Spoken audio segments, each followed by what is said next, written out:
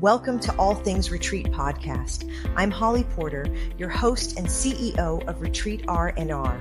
With over 25 years of experience in designing transformative retreats, I'm here to share insights and inspiration to help you create extraordinary experiences.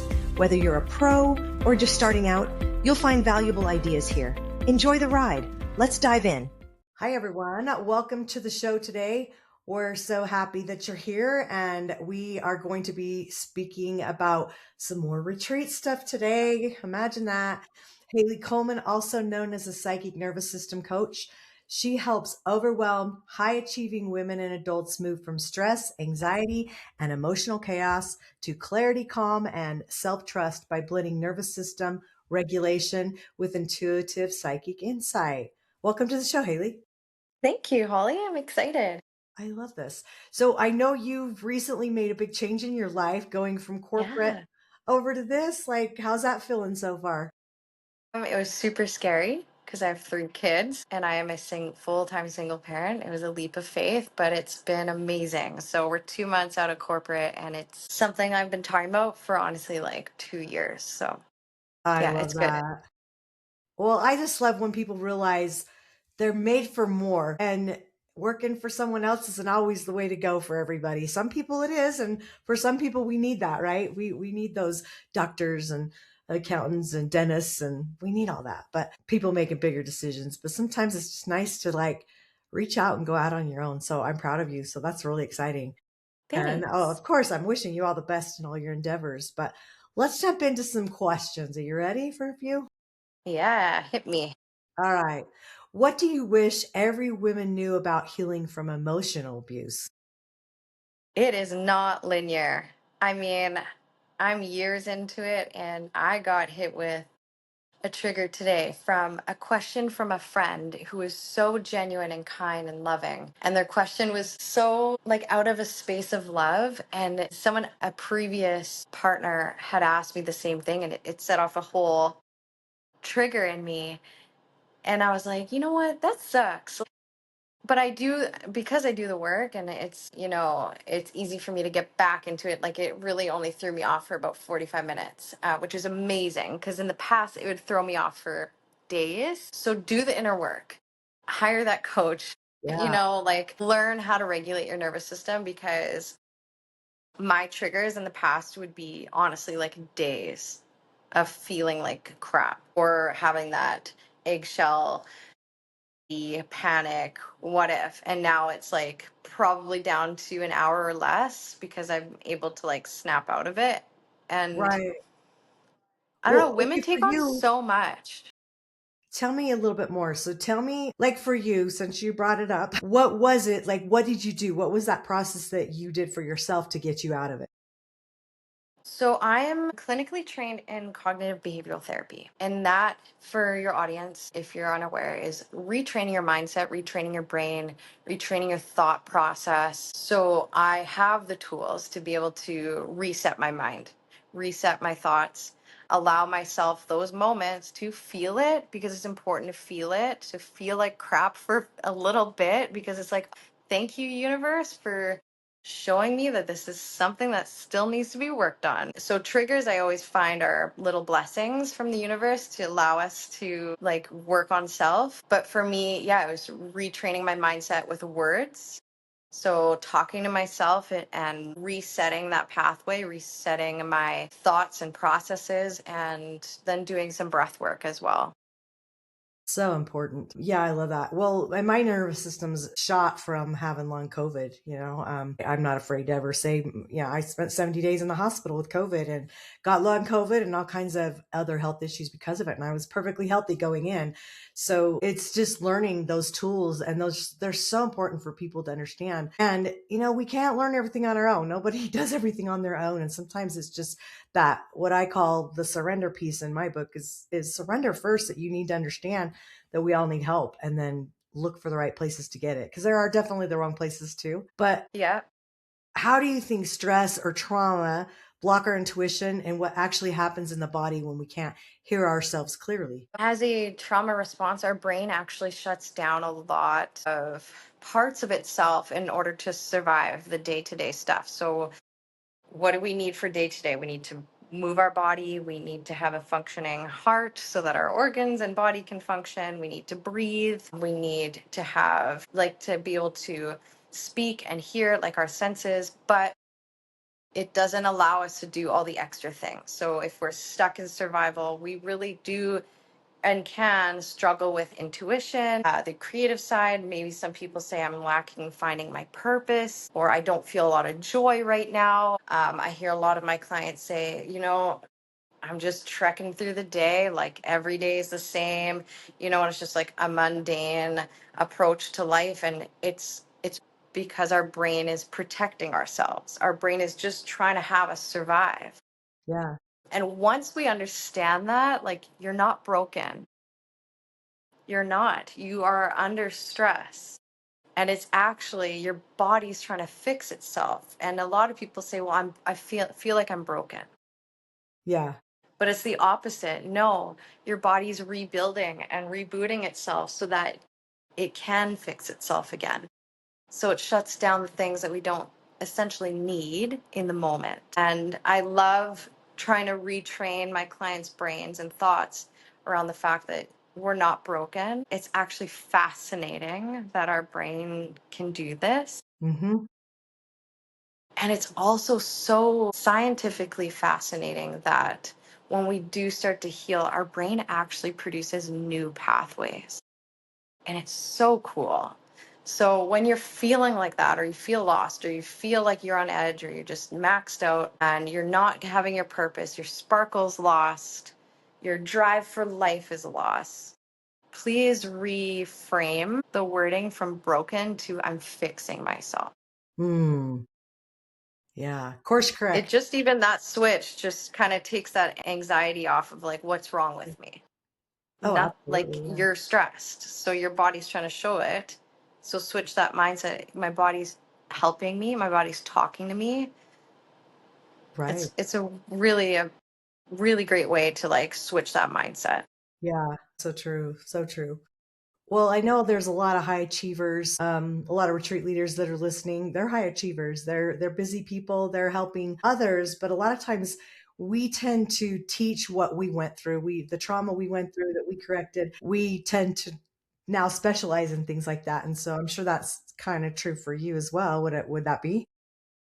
Absolutely. Like, I went on this journey to become a national coach and a keynote speaker to speak on regulating our nervous system because I went through live through trauma. Yeah. Yeah. My kids and I went through hell and back. And it was in those moments that I was like, I want to learn. So I want to understand my body and my mind Right. so that I can pull myself out of this dark hole. So I can help my kids pull themselves out. So I can help others pull themselves out. And I dove deep into education so I could have science, evidence based data backing it up, research backing it up, so that I knew that what I was speaking about was also backed up by science. But it also brings that extra layer, like with you and your healing journey and your COVID stuff and hospital stuff and your near death experience. Like, that brings a new layer to how we talk to others, to how we see others, how we want to help others, because it's like, if you're wanting to teach a marathon, well, have you ever ran a marathon? If the coach says no, I'm like, I don't want to hire you. Yeah. Yeah. Right? So it's the same thing. It's like, I pride myself in going through that dark time and that live through trauma so that I can help others. It's like people teaching parenting classes that don't have any children. I always think that is hilarious, Yeah, especially young 20-year-olds teaching these parenting classes. I'm like, oh, where are you getting I your know. information? It's like I there's know. nothing better than lived experience, other than I shouldn't say it's better because when it's traumatic and things like I that, it's mean, like yeah, who wants to go it's through that? hell, but But you know we what? made You it come out through. the other end, right? And Yeah. then you're able to. We were having another show the other day, and I was mentioning how one thing retreat leaders need to remember is don't be doing retreats on something that you haven't come through the other end on yet. So not just the experience, but when you're in it. is more. So I'm talking more that, like, it's same with the speaker. I watched a really, really good speaker, but they were talking about something they weren't through yet. Like they weren't out the other end. And so you kind of crumble, you kind of fall apart. And it's like, there's one thing with vulnerability, but then there's another. It's like, no, don't, you don't want to tear everything open in front of an audience at a retreat on a stage Yeah. until you've learned and you've got the lessons out of that. And now you're teaching it instead of being in it, you It's know? the problem solution Yeah. method, right? Like Yeah. we had this problem, you and I, it was our tough trauma, but we've come out with a solution. Yeah. Yeah. And Until that's you what have we the need to solution, speak, don't teach it. right? And that's the biggest thing is like the solution because I walk the walk and so do you. It's like we're here, we're doing better, we're helping others, we're speaking on it. And it's because we've been through it and we've made it through. And we're better now than we were before.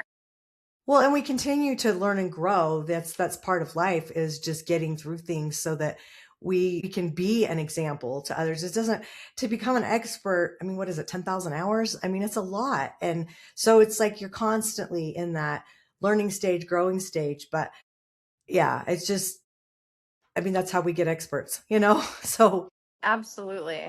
why do so many women feel overwhelmed, disconnected, and exhausted? And what do you think is the root cause behind that? Um, Society, generational, the amount of hats they wear in terms of roles and needs and if you're a mother, then you have that extra layer of children pulling at you constantly for all their needs. A lot of our society is like, career growth and do more and more education and more, more, more. And then if there's kids involved, it's like sports and all these things and extracurriculars and on top of that, you have a home. And whether that's a big home or a small home, the needs are still there for maintenance and dishes and cleaning and laundry. And we got to cook for our family. And we also have to try to keep it together mentally and emotionally. And add a partner in there as well, then you want to be a good partner. You want to be a great friend. Like there's so many things. I don't think society gives women enough credit. I'm seeing it Neither. now, like more and more with social media, like women's rights and different things like that. And a lot of women are now speaking out on how much they do accomplish and the lack of praise they get from society. And it's yeah, Yeah. it's exciting the times we're in because I do see, and I'm sure you see it too, a lot of like boss women just like kicking ass in life and like speaking out about it. But I think deep down we also need to give ourselves grace and still do the healing work in terms of regulating our emotions. So We can't be our best selves in society or our families or with our friends if we don't put ourselves first. absolutely. Yeah. I always say it's like putting the oxygen mask on for you to breathe. You Hmm. can't help someone else Yeah. until you help yourself. In fact, that brings Rotary International. I was part of for many years, and I was president and stuff of that group. And their motto, service above self. But guess what? It was created by a bunch of men in 1911. And it's like, Yeah. flawed. It's like, all Right? right, they need It's to go back like, to the table and rebrand a little, because service above self is not where it's at. yeah, no, no. And, we learn it the hard way. Like years ago, I poured everything into my kids and my partner and all the things. But then I burnt out. Yeah. And I was like, wait a sec, I need to be selfish and do things for myself so that I can show up Yeah. to be my best version. And it truly does, looking back, it does start with regulating our nervous system and being our best selves because that energy also trickles into our inner circle, our friends, family, Yeah. kids. 100%. It's so important. So moving into retreats, why do you think retreats are so like such a powerful environment for nervous system healing? Because whether you are a wellness retreat or a corporate retreat coming together to do bonding, there's so many reasons for retreats. But the common denominator is you're bringing people together so that they can learn and grow and prosper as a group. You're bringing in different speakers, different individuals for your retreats to teach this group of individuals personal development, professional development, whatever it may be. And it's such a powerful room of people and energies that I think it would be silly to not have a grounding technique involved, whether you're corporate or wellness. I'm going to boldly say that I think even corporate at the best of times needs some stress response in there. Like we're really struggling in the corporate world to have that wellness component for the employees. And I think by having an individual come in and do grounding breathwork and energy techniques to do before the retreat starts, at the end of the day, maybe movement and breathwork in between during the day so that you're not stagnant, is only going to better every single individual in there. Absolutely. Yeah. Why do you think in a retreat setting, though, that this could maybe be more fast paced than just sitting in everyday life? Like just regulating your nervous system. Like, how do you think that would work better in a retreat setting?